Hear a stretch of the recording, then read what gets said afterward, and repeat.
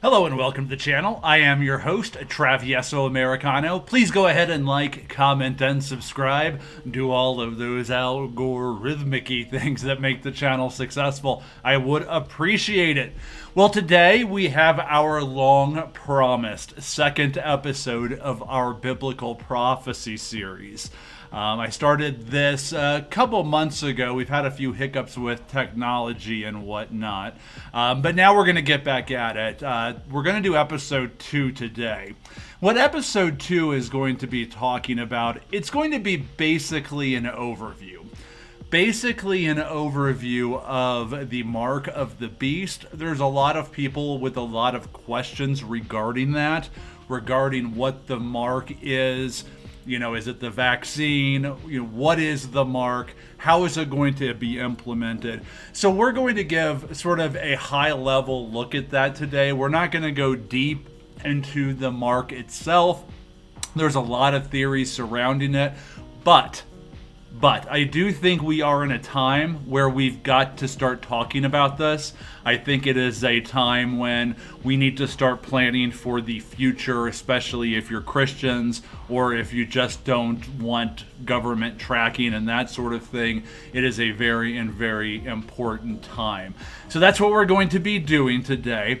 So as you can see, this microchip implanting of humans has really started taking off.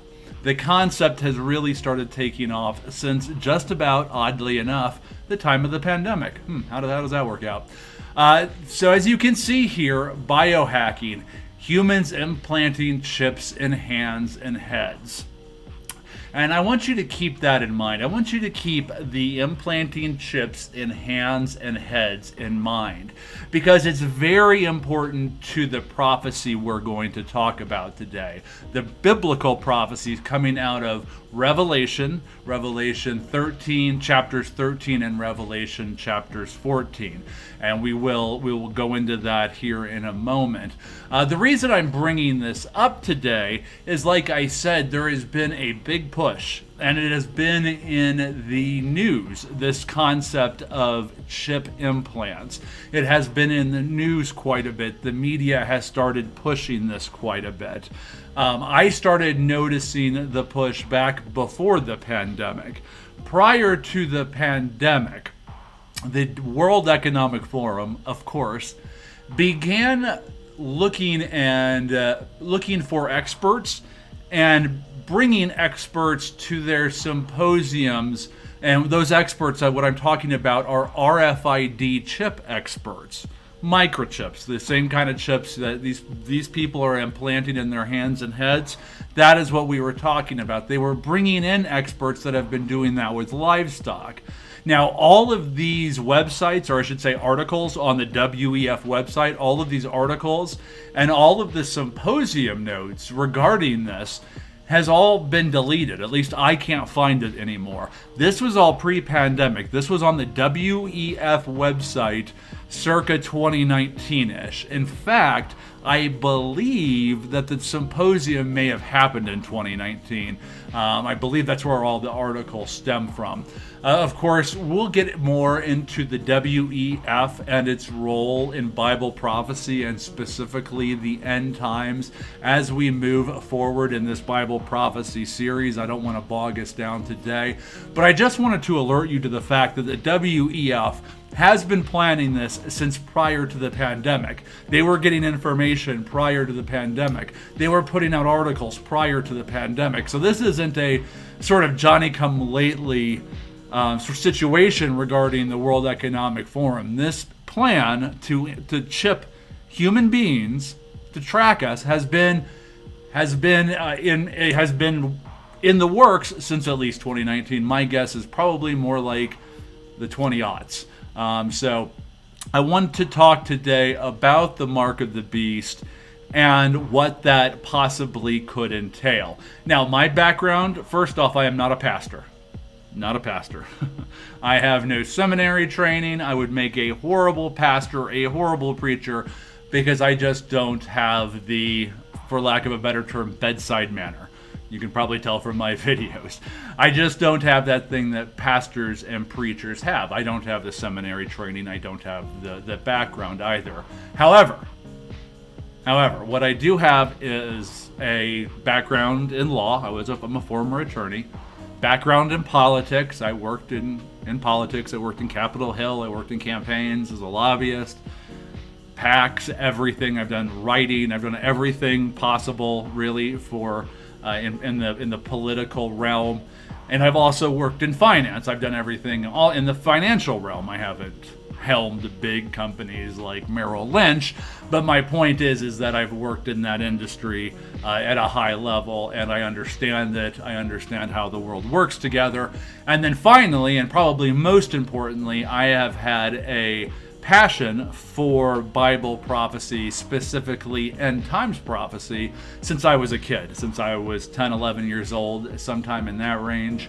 I read every book I could. I have since then ingested every book. I remember even when I was in high school, I went up to my pastor, and he was a great pastor, and I asked him to have a conversation regarding some of the stuff that I had been reading in end times, and he kind of laughed and said, "You're so far ahead of me, I wouldn't be able to teach you anything." And I'm not bragging about myself. My point of that is that I've been studying it for a long time. So I'm not a preacher. I'm not a pastor. I'm not going to ask ever for your money. I don't care. I don't want that. However, I do want to warn you. I want to warn you about what is coming with this mark, and it is time to start sounding the warning bells.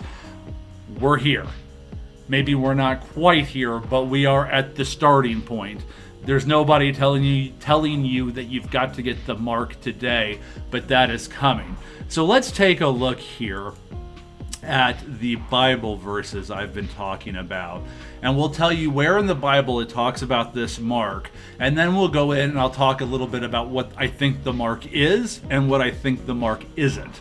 So here we'll scroll up. This is Revelation chapter 13, as you can see, and I've already highlighted the verses down here, and I'll read them for you. "And he causeth all, both great and small, rich and poor, free and bound, to receive a mark in their right hand or in their foreheads." So in their right hand or in their foreheads. And that no man might buy or sell, save he had the mark, or the name of the beast, or the number of his name. Here is wisdom. Let him that hath understanding count the number of the beast, for it is the number of a man, and that number is 666.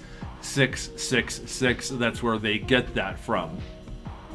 Now let's go to Revelation 14. This is where they talk about, where the Bible talks about, I should say, where God talks about what will happen to those who take the mark of the beast. So in chapter 14 of Revelation, here starting at verse 9, we have, "And the third angel followed them, saying with a loud voice, If any man worship the beast and his image, and receive his mark in his forehead or in his hand, the same shall drink of the wine of the wrath of God, which is poured out unmixed into the cup of his indignation. And he shall be tormented with fire and brimstone in the presence of the holy angels and in the presence of the Lamb. And the smoke of their torment ascendeth up forever and ever, and they have no rest day or night, and they have no rest day or night who worship the beast and his image, and whosoever receiveth the mark in his name." Those are the Bible verses where we get the information regarding the mark. That's where it is coming from.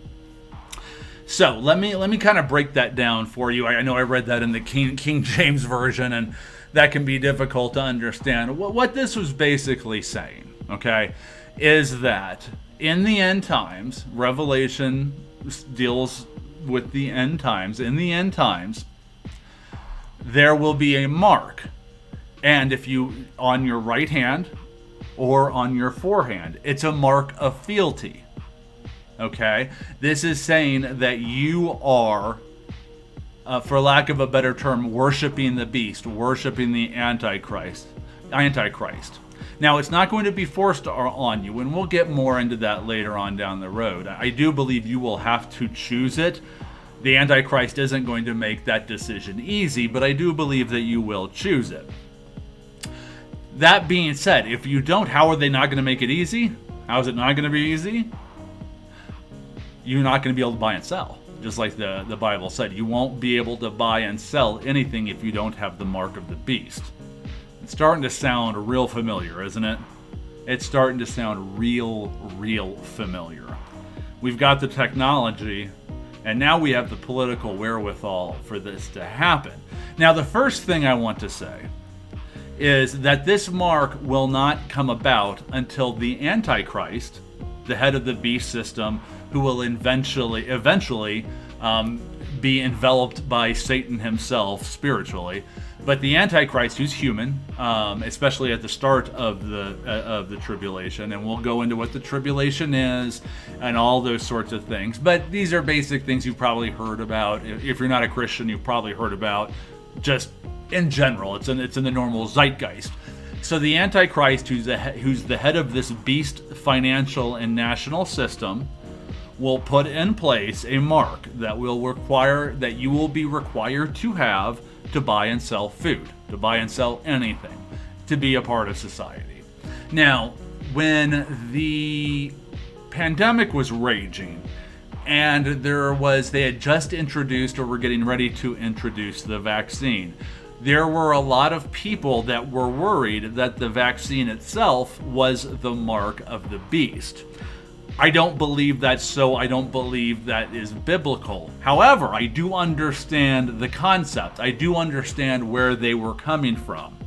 They were coming from a good spot. I just don't believe the Bible backs up that the vaccine itself now, and that's a caveat on purpose, the vaccine itself I don't believe is the mark of the beast. Now, however, that caveat I was talking about is, if you recall, they were the Western governments, these Western corporate communist governments, and corporate communism, I will link a video to this one that will explain what that is. That's basically what the beast system is corporate communism, the beast system of Revelation. Okay. The corporate communist West wanted to mandate the vaccines. They pushed it. They would have done it if they could. Luckily, they couldn't. They wanted to mandate the vaccines, and they wanted to have that vaccine passport, digital passport.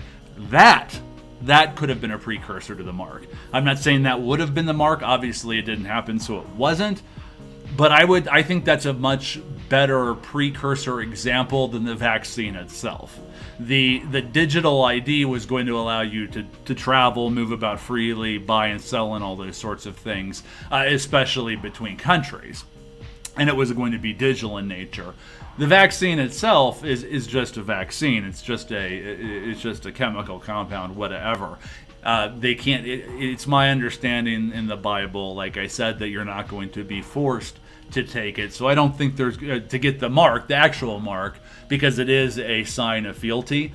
So I don't think there's going to be any force in terms of they're not going to trick you into getting it. I don't believe that is going to be the case. So I don't believe the vaccine is the mark from the Bible. I'm not a fan of the vaccine at all.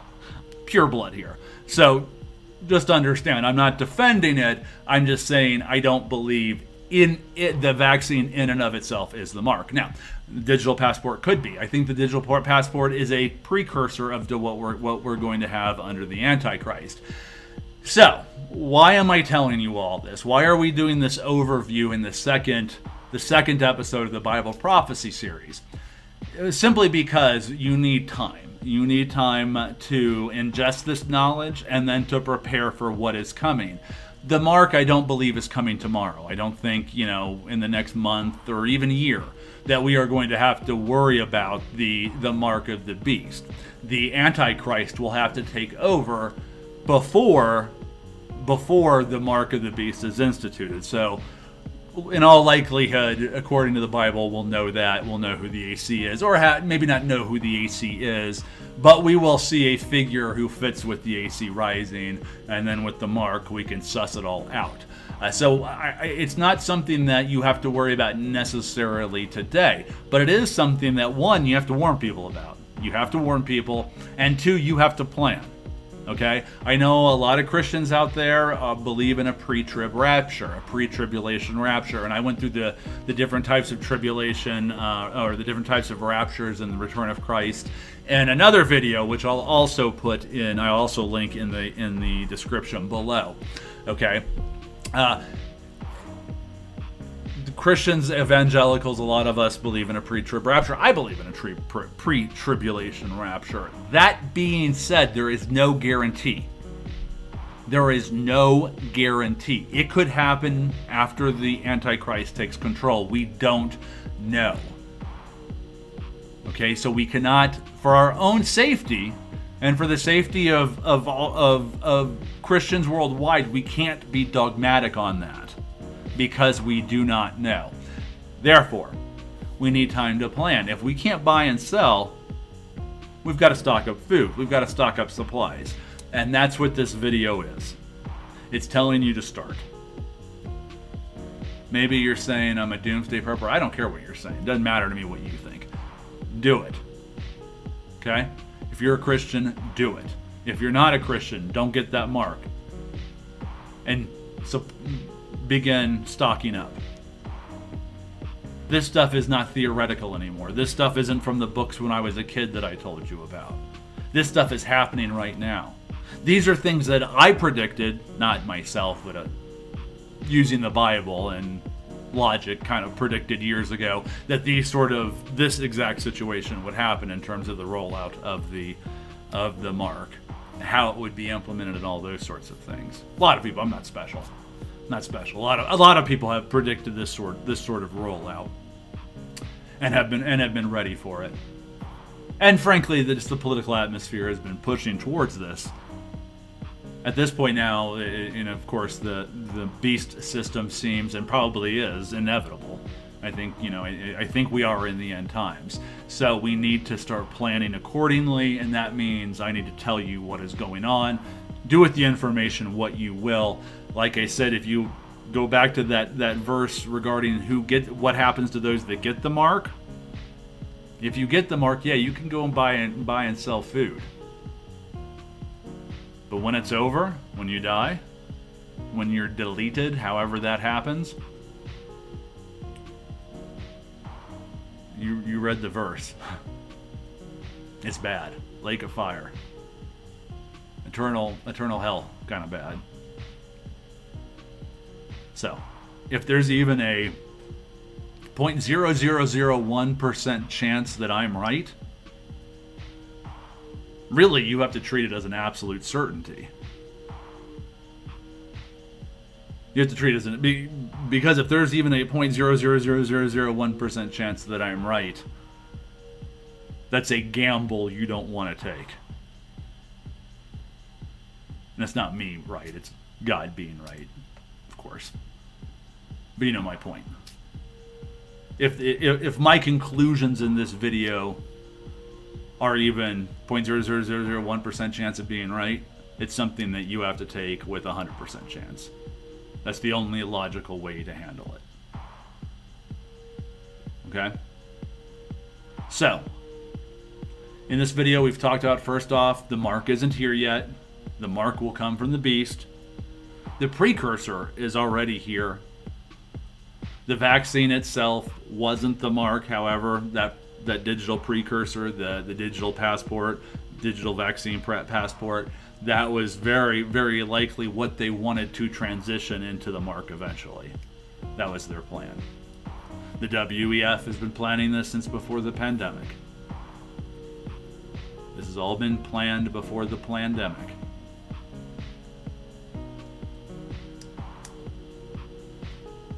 And then they took it off their website. They took down all the articles about it. I wonder why they did that. In any case, we're going to end the video here. We'll go more into the mark. We'll go more into all of this. But in the interest of planning, I wanted to let you know now so that you can start doing those things to get ready. And if you're a non-Christian, you can start looking into this and thinking, maybe, hey, maybe I'm right. Talk to your pastor, talk to a preacher, visit a website, talk to your friends, talk to somebody, because I'm right. And I think the more you watch this channel, the more you see the world as I see it and as I have seen it and I have predicted it, you'll come to the same certainty that I have come to. In any case, thanks for watching the channel, everybody. I hope you have a fantastic weekend, a fantastic Sunday. Please like, comment, and subscribe, and we'll see you next time.